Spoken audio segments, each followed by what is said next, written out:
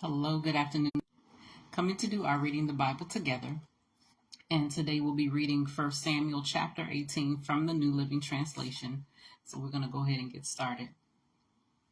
After David had finished talking with Saul, he met Jonathan, the king's son. There was an immediate bond between them, for Jonathan loved David.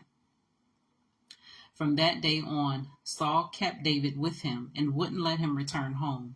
And Jonathan made a solemn pact with David because he loved him as he loved himself.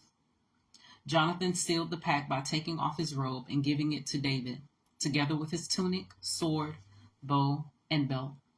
Whatever Saul asked David to do, David did it successfully. So Saul made him a commander over the men of war, an appointment that was welcomed by the people and Saul's officers alike.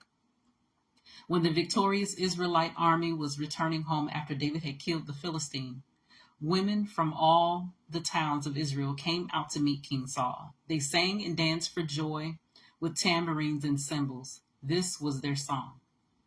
Saul has killed his thousands and David his 10,000s. This made Saul very angry. What's this? He said. They credit David with 10,000s and me with only thousands. Next, they'll be making him their king. So from that time on, Saul kept a jealous eye on David.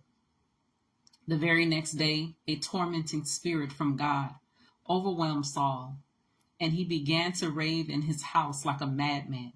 David was playing the harp as he did each day, but Saul had a spear in his hand, and he suddenly hurled it at David, intending to pin him to the wall. But David escaped him twice. Saul was then afraid of David, for the Lord was with David and had turned away from Saul. Finally, Saul sent him away and appointed him commander over 1,000 men, and David faithfully led his troops into battle. David continued to succeed in everything he did, for the Lord was with him. When Saul recognized this, he became even more afraid of him. But all Israel and Judah loved David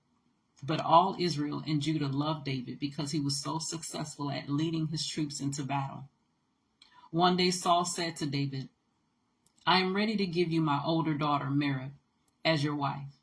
But first you must prove yourself to be a real warrior by fighting the Lord's battles. For Saul thought, I'll send him out against the Philistines and let them kill him rather than doing it myself. Who am I? And what is my family in Israel that I should be the king's son-in-law? David exclaimed. My father's family is nothing. So when the time came for Saul to give his daughter Merab in marriage to David, he gave her instead to Adriel, a man from Mahalath. In the meantime, Saul's daughter Michal had fallen in love with David, and Saul was delighted when he heard about it. Here's another chance to see him killed by the Philistines, Saul said to himself. But to David he said, today you have a second chance to become my son-in-law.